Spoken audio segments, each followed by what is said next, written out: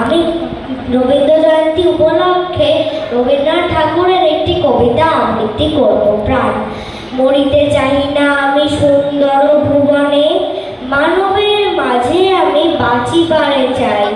এই সূর্য করে এই পুষ্পিত কারণে, জীবন্ত হৃদয়ের মাঝে যদি স্থান পাই। ধরায় প্রাণের খেলা চিরতরঙ্কিত, বিরহ মিলন কত হাসি অশ্রুময়। মানবের সুখে দুঃখে গাথিয়া সঙ্গীত যদি গো রচিতে পারি অমর আলয়। তা যদি না পারি তবে বাঁচি যত কাল তোমাদেরই মাঝখানে লোভী যেন ঠাই। তোমরা তুলিবে বলে সকালে বিকাল নব নব সঙ্গীতের কুসুম ফুটাই। হাসি মুখে